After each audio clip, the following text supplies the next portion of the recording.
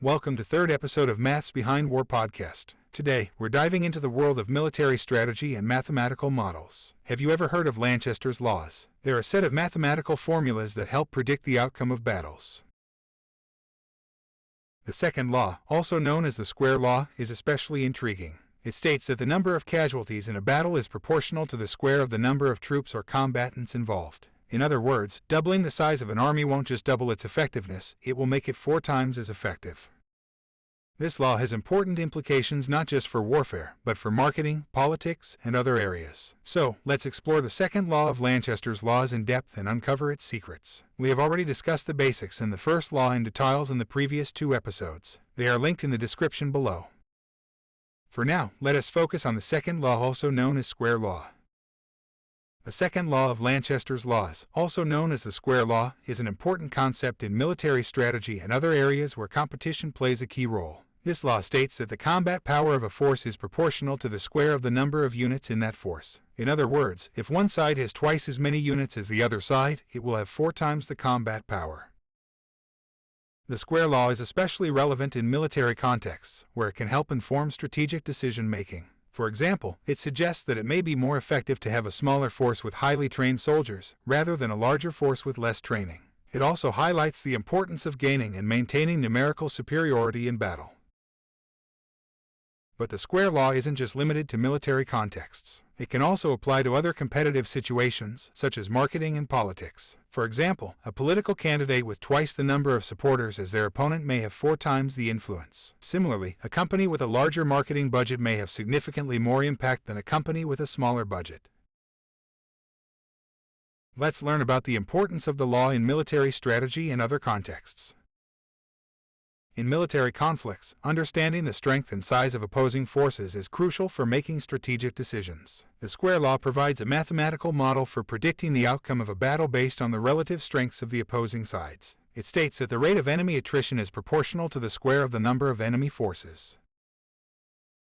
In practical terms, this means that even a relatively small increase in the size or strength of one side can have a significant impact on the outcome of a battle. For example, doubling the size of one side would result in a 4-fold increase in the rate of enemy attrition. This mathematical model has been used in military planning and analysis for decades, and it continues to be relevant in modern warfare. Beyond military contexts, the square law has also been applied to other fields, such as marketing and politics. In marketing, the law suggests that a larger advertising budget will have a proportionally greater impact on sales than a smaller advertising budget. In politics, the law has been used to model voting behavior and predict the outcomes of elections. Let us dive deep with the explanation of the second law. Shall we take the analytical approach to describe the mathematical formula? Now, let's take a closer look at the second law, also known as the square law. This law states that the relative strengths of 2 opposing forces in a battle are proportional to the square of the number of units they possess. In other words, if we denote the strength of one force as n and the strength of the other force as m, the square law states that the outcome of the battle will be determined by the equation n squared upon m squared. To put it simply, this means that the larger force will always have an advantage over the smaller force, and the advantage grows exponentially with each additional unit. For example, if one side has 100 units and the other side has 50 units, the larger force will have 4 times the strength of the smaller force according to the square law. This formula has important implications for understanding the dynamics of battles, particularly in military contexts. The square law explains why larger armies or units are generally more successful than smaller ones in battle. However, it is important to note that this law is not always accurate in predicting the outcome of a battle. Factors such as strategy, terrain, and technology can also play a role in determining the outcome of a conflict. Interpretation of the formula in terms of battle scenarios. To understand how this law applies to battle scenarios, let's consider an example. Suppose we have 2 opposing armies, one with 10,000 soldiers and the other with 5,000 soldiers. According to the square law, the combat power of the first army is 10,000 squared or 100 million. The combat power of the second army is 5,000 squared or 25 million. Now, let's imagine that these 2 armies engage in battle. The larger army has a significant advantage in terms of combat power, which means that it is likely to win the battle. The square law suggests that the larger army will be able to inflict more damage on the smaller army and will suffer fewer casualties. It's important to note that the square law assumes that combat power is evenly distributed across all units of a force. In reality, combat power can be affected by a variety of factors, such as training, equipment, and leadership. Nevertheless, the square law provides a useful framework for understanding how the size of a force can impact its combat power in a battle scenario. How the square law applies to non-military situations like marketing, politics. While Lanchester's laws were developed for military strategy, the principles behind the square law can be applied to a range of non-military contexts, such as marketing and politics. In these situations, the law can be used to understand how the relative strength of two competing forces can impact the outcome of a conflict. For example, in the realm of marketing, the square law can be applied to the competition between two brands. If one brand has twice the advertising budget of the other, the formula predicts that it will be 4 times as effective in attracting customers. This is because the larger brand has a greater presence and is able to saturate the market with its message, while the smaller brand struggles to make an impact. In politics, the square law can be used to understand the impact of voter support on election outcomes. If one candidate has twice the support of the other, the formula predicts that they will be 4 times as likely to win. This is because the more popular candidate is able to mobilize more voters and generate more momentum, while the less popular candidate struggles to gain traction. But as this comes from a legitimate source? Digging the background on Frederick Lanchester and his work might give us some clue. Frederick Lanchester was a British engineer and mathematician who lived from 1868 to 1946. He is best known for his work on aerodynamics and his development of Lanchester's laws. He began his career as an engineer, working for the Wolseley Tool and Motor Car Company in the late 1800s. He later went on to found his own engineering company, which specialized in the design and production of cars, airplanes, and military equipment. In addition to his work in engineering, Lanchester had a strong interest in mathematics and physics. He used his mathematical knowledge to develop a number of theories related to aerodynamics and warfare. His work on Lanchester's laws, which he published in the early 1900 seconds, is considered to be his most significant contribution to the field. Lanchester's laws were developed in response to the changing nature of warfare in the early 20th century. Lanchester observed that traditional methods of measuring military strength, such as counting the number of soldiers or weapons, were no longer sufficient. Instead, he proposed a new way of thinking about military strength based on mathematical models. They were groundbreaking in their use of mathematical formulas to predict the outcome of battles. They helped to shift the focus of military strategy from brute force to tactical planning and efficient use of resources. The laws also had significant applications in other fields, such as marketing, politics, and economics. Few more instances from historical examples of the application of the square law in warfare will give us same faith. Frederick Lanchester first proposed his laws in the early 1900 seconds, but they gained significant attention during World War I, where they were used to model the behavior of military engagements. In particular, the second law was used to predict the outcomes of battles. During World War II, the square law was put to use in various ways. For example, the U.S. Army Air Forces used the law to determine the number of planes required to achieve air superiority. The law was also used to estimate the number of troops needed for a successful invasion. One of the most notable applications of the square law during World War II was in the Battle of Britain. The square law was used to model the air combat between the Royal Air Force and the German Luftwaffe.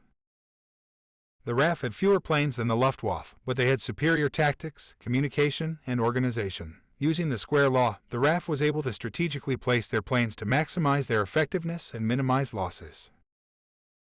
Another example comes from the Pacific theater of the war, where the square law was used to analyze the outcomes of naval battles.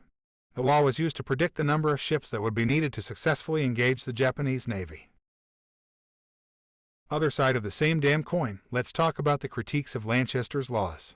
While these laws have been widely studied and applied in military strategy, they have also faced criticism and scrutiny from some scholars. One of the main critiques of Lanchester's laws is that they oversimplify the complexity of warfare and battle dynamics. For instance, the square law assumes that the rate of attrition remains constant throughout a battle, which may not always be the case. It also assumes that both sides have equal resources and capabilities, which is not always true in practice. Additionally, Lanchester's laws do not account for external factors such as terrain, weather, and other strategic considerations that can impact the outcome of a battle. Moreover, some scholars argue that Lanchester's laws are based on a mechanistic view of warfare that does not account for the psychological and social factors that can also influence the outcome of a battle. For example, factors such as morale, leadership, and communication can play a significant role in determining the success or failure of a military operation, but they are not accounted for in Lanchester's laws. The square law is limited in its applicability to certain types of battles. What are they? While the second law of Lanchester's laws has proven useful in modeling and predicting certain types of battles, it is not without its limitations. One of the most significant limitations is that the square law is based on certain assumptions about the nature of warfare that do not hold true in all situations. For example, the square law assumes that battles are fought by two sides with equal and opposite forces, with each side maintaining a static position throughout the engagement. However, this is not always the case in modern warfare, where battles may involve more than two sides, asymmetrical forces, and dynamic movement on the battlefield. In addition, the law assumes that the strength of a force is directly proportional to the number of units within that force. This assumption ignores the fact that certain types of units may be more effective or valuable than others, and that the outcome of a battle may depend on factors such as strategy, technology, and terrain. Furthermore, the square law assumes that battles are fought until one side is completely defeated, without any consideration for negotiated settlements or other types of outcomes. How modern warfare has changed and how this impacts the relevance of Lanchester's laws in the current scenario. While the laws have been influential in the past, some experts argue that modern warfare has evolved beyond the simplistic models that they provide. Critics of these laws argue that they are based on a very narrow set of assumptions and that they do not take into account the many different factors that can influence the outcome of a battle. One of the main criticisms of Lanchester's laws is that they assume a very static and linear form of warfare. This type of warfare is characterized by large groups of soldiers engaging in head-on battles with one another. However, modern warfare has evolved to include many different types of warfare, including guerrilla warfare, urban warfare, and cyber warfare. In guerrilla warfare, for example, small groups of fighters engage in hit-and-run tactics that are designed to wear down a larger, more heavily armed opponent. This type of warfare is very different from the linear, head-on battles that Lanchester's laws were designed to model. Similarly, in urban warfare, the layout of the battlefield can be very different from what Lanchester's laws assume. Narrow streets and tall buildings can make it difficult for large groups of soldiers to engage in the kind of linear warfare that Lanchester's laws are designed to model. Finally, in cyber warfare, the battle is fought in the digital realm, and the number of soldiers on each side may be much less relevant than the quality of their technology and expertise. Next episode we'll have the counter-example against this law in details. Make sure to like and subscribe to never miss an episode. Entire series has been linked in the description below. So, let's sum it up. In this episode, we discussed the second law of Lanchester's laws, also known as the square law. We learned that this law states that the combat power of a force is proportional to the square of its size, which means that a larger force has a much greater advantage than a smaller force in battle. We also discussed how this law was developed by mathematician and engineer Frederick Lanchester, and how it has been applied in various historical military battles, such as World War II. However, we also acknowledge that there are limitations and criticisms of Lanchester's laws, and that modern warfare has changed since their development. Finally, we highlighted the significance of the second law for military and non-military contexts, and how understanding it can inform strategic decision-making in various fields. Overall, the second law of Lanchester's laws is an important concept to understand, and can be useful for anyone interested in military strategy, marketing, politics, or other areas where competition is a factor.